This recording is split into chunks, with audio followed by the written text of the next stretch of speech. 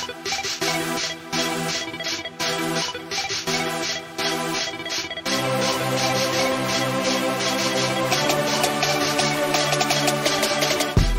c'est Florent et bienvenue sur le podcast des nouveaux rentiers. Dans ce podcast, pour rappel, on parle de bourse, d'immobilier, de développement personnel, d'entrepreneuriat. Et vraiment, mon objectif, c'est de donner toutes les clés pour devenir un nouveau rentier et atteindre la liberté financière que moi-même j'ai acquise en fait depuis mars 2019 et dont je parle dans ce podcast depuis début 2020. On aborde les sujets tels que la stratégie d'investissement, la diversification de ton portefeuille, les risques à éviter et les compétences vraiment à développer pour réussir dans tous ces domaines de ta vie. Alors si tu es prêt à devenir un nouveau rentier et atteindre tes objectifs financiers et personnels, écoute ce podcast. On se retrouve tout de suite pour un nouvel épisode. Salut la team des nouveaux rentiers. C'est maintenant un rituel classique parce que c'est le premier podcast que j'ai publié sur les nouveaux rentiers en janvier 2020 si je ne m'abuse, où je te disais à l'époque définir tes objectifs 2020 et pas des bonnes résolutions. Et aujourd'hui, on se retrouve pour définir tes objectifs 2023 et pas des bonnes résolutions. Donc c'est vraiment aussi un petit clin d'œil à ceux qui me suivent depuis autant d'années, malgré ma petite pause de podcast de ces derniers mois. Je voulais te dire que le 3 janvier dernier, j'ai fait un live avec les membres de la communauté de la bourse. Ceux qui appliquent du coup la méthode RSR que j'enseigne dans mon accompagnement. Et le bilan 2022 de la méthode RSR, il est négatif, et je vais t'expliquer pourquoi il est négatif. Donc il est de moins 19,2%, mais on garde un rendement de 28,5% par an sur les 10 dernières années. Donc c'est toujours ça qu'il faut regarder en bourse. C'est horizon 5 ans, 10 ans minimum pour avoir vraiment des rendements intéressants et pas stressés. Pour faire simple, en fait, même malgré la baisse, tu doubles ton capital tous les 3 ans environ. Le bilan de 2021, c'était plus 71%. Bilan de 2020, c'était plus 63%. Et bilan de 2019, c'était plus 28%. Donc, si tu prends 10 000 euros investis début 2019, ça te permettait d'avoir 28 000, presque 29 000 euros à ce jour. Et ça, malgré la baisse de 2022. Donc, c'est pour ça que je te dis que la baisse, c'est pas grave et que ça s'explique. Si tu prends 100 000, tu fais 300 000, tu multiplies par 3. Donc tu vois qu'on peut quand même générer des montants assez intéressants sur quelques années. Il suffit d'être un peu patient et de suivre une méthode et une stratégie qui fonctionne. Parce que oui, la méthode RSR, elle n'est pas positive tous les ans et c'est normal en fait. Parce que c'est pas une méthode magique qui te rapporte tous les mois. Comme les arnaques ou les pyramides de Ponzi que tu peux retrouver sur Internet. Il y a eu un scandale sur Yinnold récemment.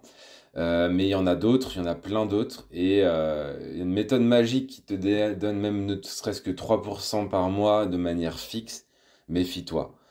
Si on te propose quelque chose qui ressemble à ça sur Internet, c'est probablement une arnaque. Donc il faut vraiment fuir à l'opposé. Et crois-moi, j'en ai testé plein et je me suis fait avoir peut-être comme toi. Donc la méthode RSR, c'est une méthode de bourse améliorée 2.0 si tu veux, mais on dépend quand même des cycles économiques et des fois les cycles économiques font que l'année peut être baissière. Mais en fait, ce qu'il faut comprendre, c'est que le Nasdaq, lui, sur 2022, c'est mon indice de référence. Le Nasdaq, si tu connais pas, c'est un indice américain qui répertorie plus de 1000 sociétés cotées aux États-Unis. Donc tu retrouves tous les plus grands comme Google, enfin tout ce qu'on appelle les GAFA, Google, Amazon, Facebook et GAFA. Et j'ai perdu le dernier, mais il y a GAFAM aussi, Microsoft, enfin bref. Tu retrouves du coup tous ces grosses sociétés américaines. Et donc c'est vraiment mon indice de référence parce que si tu regardes un peu les datas, c'est un des indices qui performe le mieux vraiment sur ces 10-20 dernières années. Donc c'est mon indice de référence. Et le Nasdaq, qu'est-ce qu'il fait en 2022? Il baisse de 33%. Donc si tu me suis à peu près dans ma réflexion, tu auras compris que le but de la méthode RSR, c'est de faire mieux que le Nasdaq quand la bourse monte et moins pire quand ça baisse. Et du coup, je considère que 2022, c'est une année de réussite pour la méthode RSR car elle a rempli son rôle, faire mieux que les marchés américains et notamment le Nasdaq, puisque, pour rappel, du coup, le Nasdaq perd 33% en 2022, la méthode RSR ne perd entre guillemets que 19%. Donc si tu veux en apprendre plus sur la méthode RSR, tu as un lien dans la description de ce podcast qui te présente le fonctionnement de cette méthode, quel rendement tu peux atteindre, etc. Donc je t'explique tout, je rentre pas plus dans le détail, tu as le lien dans la description du podcast. Donc aujourd'hui, je voulais te parler de tes objectifs 2023 parce que moi, je crois pas aux bonnes résolutions. Comme tu l'as sûrement déjà entendu, les Français ne suivent pas les bonnes résolutions. La plupart abandonnent la première quinzaine de janvier, voire le premier mois de janvier. Et du coup, ce qui marche pour moi, c'est vraiment les objectifs annuels. Pourquoi ça marche pour moi? Et pourquoi je pense que ça peut marcher pour toi? Parce qu'en fait, je fais vraiment en sorte de les voir tous les jours en ouvrant mon ordinateur. C'est une note que j'ai maintenant, j'utilise plus Evernote, j'utilise un outil qui s'appelle Notion, Notion, Notion, et c'est un peu mon tableau de bord. Ça me permet de l'avoir à la fois sur mon ordi, mais aussi sur mon téléphone portable. C'est un Evernote en un peu mieux, à mon sens. Je l'ai adopté courant de l'année 2022 et j'en suis plutôt satisfait. Je te mettrai peut-être un lien aussi dans le podcast si ça t'intéresse. C'est vraiment un outil que j'utilise qui me permet de voir vraiment tous les jours mes objectifs. L'objectif annuel, ça marche aussi parce que c'est une vision long terme. Ça me permet de mettre en place en fait des actions tous les jours pour arriver à une vision plus long terme parce que souvent on a vite fait de se retrouver dans des actions qu'on subit tous les jours mais qui vont pas nourrir nos objectifs long terme.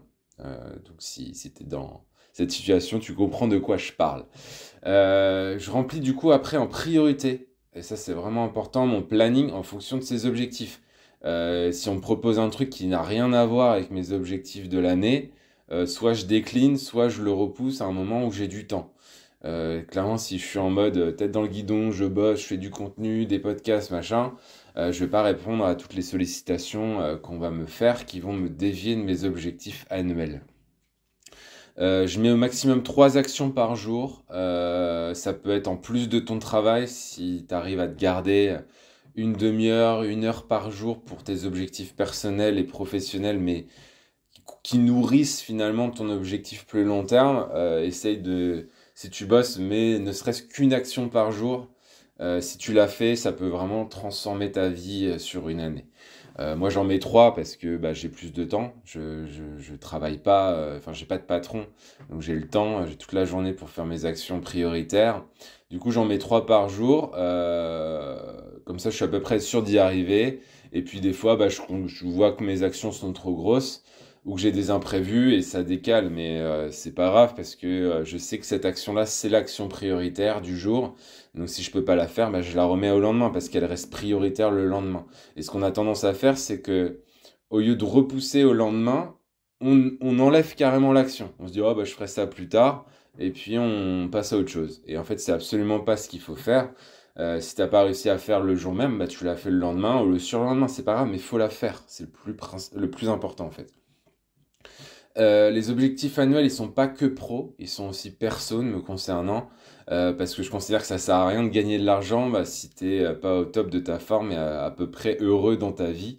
On est là pour devenir nouveau rentier, mais on est là pour devenir un nouveau rentier heureux et épanoui, pas juste quelqu'un qui gagne de l'argent et qui a des cernes à ne plus, qui touche les lèvres et qui est malheureux dans sa vie. Euh, les objectifs, ils sont précis. Sinon, tu as déjà entendu parler, je pense, des objectifs SMART. Donc, c'est des objectifs qui doivent être précis, avec une durée de temps, etc. Sinon, tu vas vraiment perdre le fil au cours de l'année. Je vais te donner des exemples d'objectifs SMART, parce que je vais te partager mes objectifs 2023. Donc, ça sera plus clair pour toi. Je te partage du coup une partie de mes objectifs 2023. Côté pro, j'ai ma société donc d'accompagnement qui aide les particuliers comme toi peut-être à se bâtir une stratégie d'investissement en bourse long terme qui peut te durer tes 10 années de vie, tes 10 années à venir, tes proches, pour tes enfants. Tu peux vraiment utiliser ces stratégies pour l'ensemble de ton entourage. Et une fois que c'est fait, bah c'est fait et ça te prend 5 à 10 minutes par mois, grand maximum On n'a pas besoin de plus pour créer une stratégie en bourse qui performe. Donc enlève-toi l'idée aussi que tu dois passer des heures à consulter les graphiques, les news économiques et tout. Ça, c'est le trading, ça n'a rien à voir avec l'investissement long terme. Donc mon objectif sur sa société, c'est de faire passer à l'action 90 personnes à rejoindre la méthode RSR et du coup pour leur apprendre à booster leur patrimoine grâce à la bourse, comme je le fais depuis 12 ans. C'est un objectif ambitieux puisque actuellement j'ai déjà aidé à peu près une centaine de personnes, mais en 3 ans. Donc là, l'idée c'est d'aider une centaine d'entre vous, mais sur l'année 2023. Donc on verra si tu es motivé à nous rejoindre ou pas. Côté bourse, mon objectif cette année, c'est de me créer une rente de 5000 euros mensuels grâce à la bourse et aux crypto-monnaies. Comme tu le sais déjà, du coup, l'année dernière était négative, mais au global, on reste à plus que 20% par an. Donc c'est ça qui est important de prendre en compte en bourse, c'est les rendements annualisés, c'est pas les rendements de l'année précédente, mais c'est les rendements annualisés sur les 5 dernières années, 10 dernières années. C'est ça les indicateurs qu'on va regarder pour une stratégie en bourse. Et moi, mon objectif, c'est de rester du coup au-dessus de 20% par an. Donc pour avoir 5000 par mois, il faut 300 000 euros investis. Et tu vas comprendre comment je vais pouvoir continuer à investir dans la bourse, et notamment grâce à mon pilier immobilier, puisque mon objectif 2023, c'est de vendre mes colocations. Donc j'ai 2 colocations, une grande maison qui génère un gros rendement, mais dont je veux me séparer. D'ailleurs, si tu es intéressé, n'hésite pas à m'envoyer un message pour la racheter. Et une autre colocation qui est plus patrimoine, qui est très bien située, et, qui fait du rendement aussi. Mais je les revends pas pour une histoire de rendement, parce que j'ai plus envie de gérer les colocations. Du coup, je préfère revendre maintenant. Donc cet argent que je vais revendre, du coup, l'argent que je vais récupérer de la vente, je vais bien sûr la réinjecter dans les marchés financiers. Les objectifs de 5000 euros mensuels seront facilement atteignables. Et du coup, je garde que mon immeuble dans lequel j'ai 6 appartements qui sont loués pour la plupart en Airbnb. Il m'en reste 2 à rénover.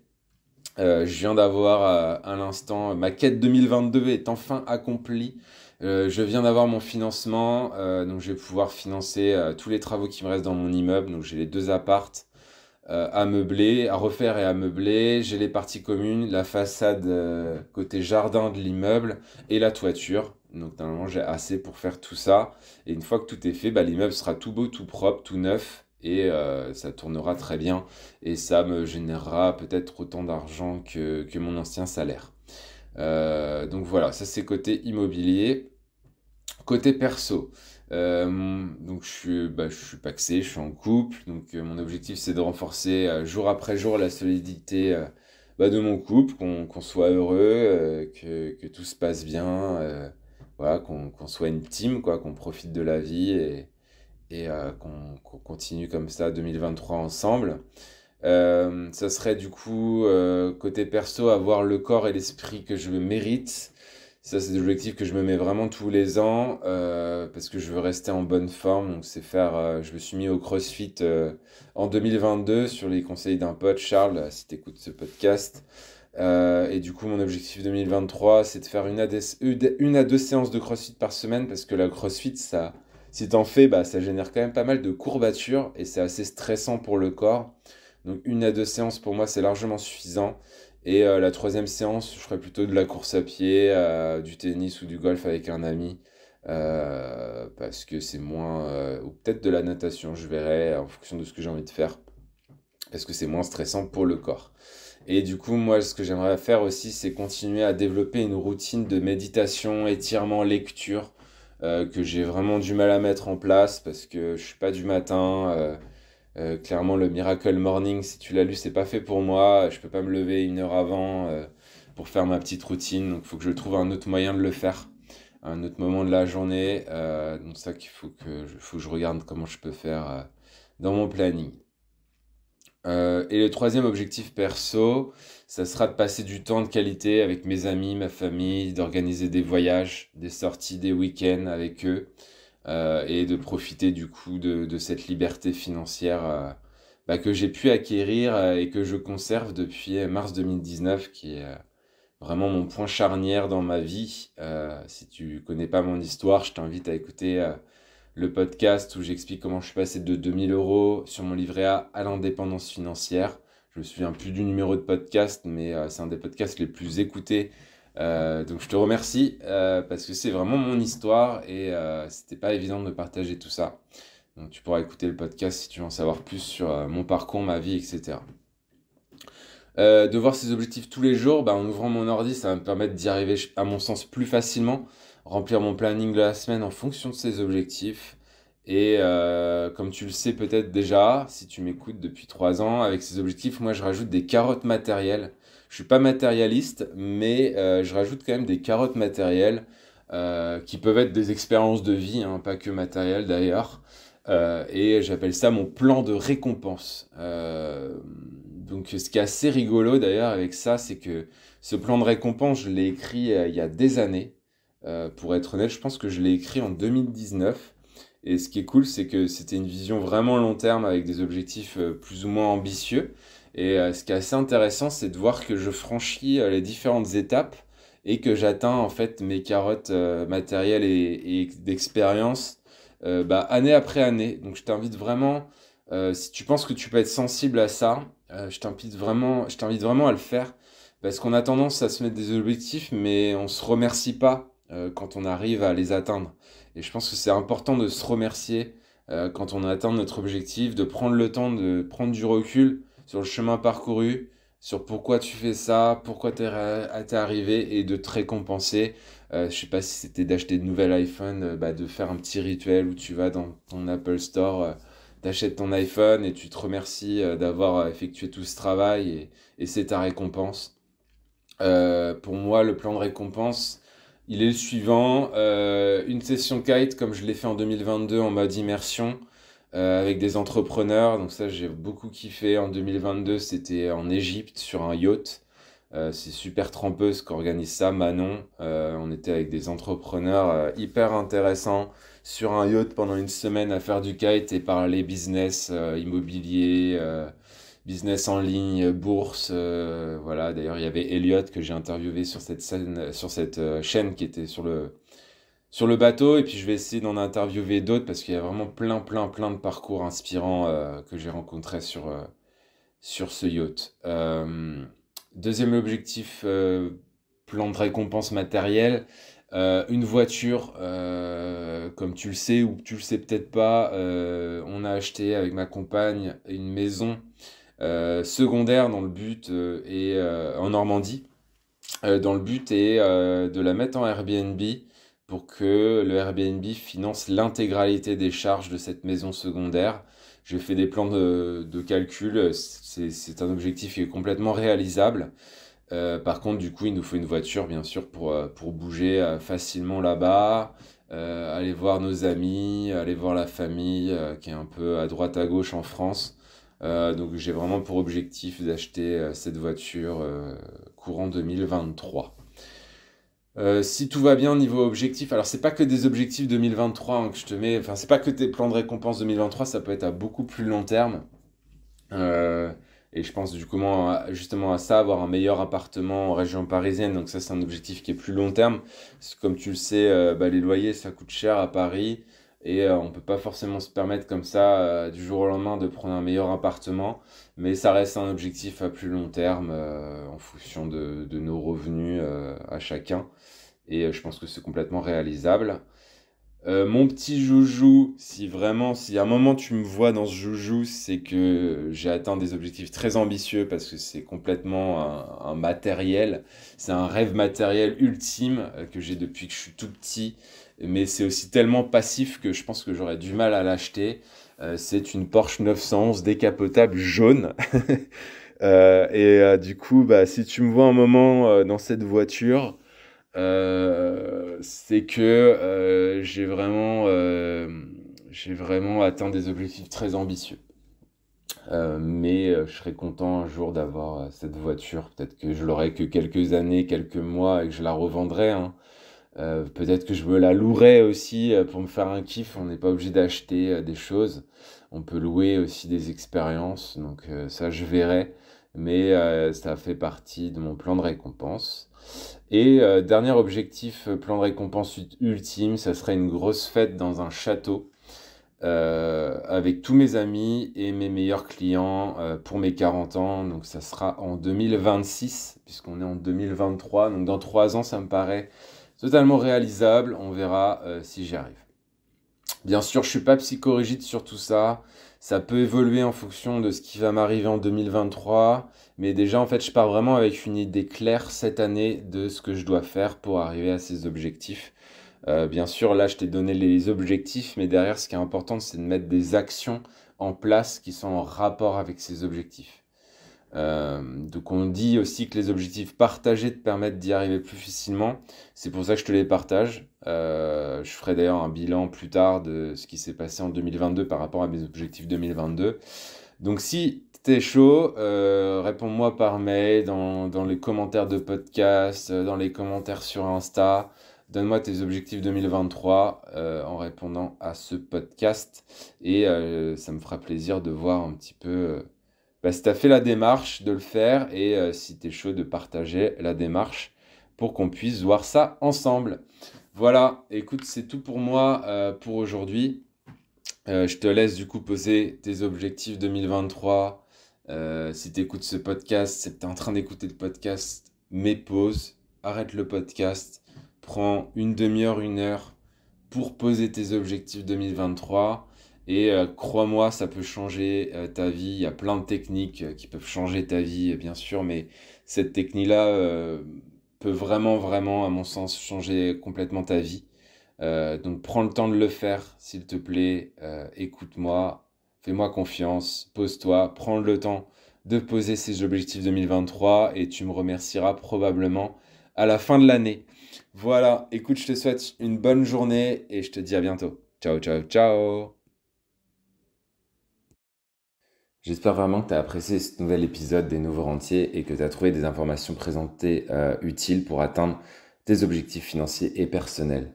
N'oublie pas que pour devenir un nouveau rentier, c'est vraiment important de se fixer des objectifs annuels, de développer tes compétences et de mettre en place une stratégie d'investissement solide en bourse. Si tu souhaites aller plus loin et obtenir un accompagnement personnalisé avec moi dans ton parcours vers la liberté financière, n'hésite pas à cliquer sur le lien qui est dans la description de ce podcast pour découvrir notamment la méthode RSR. Cette méthode a été vraiment testée et prouvée par de nombreux investisseurs.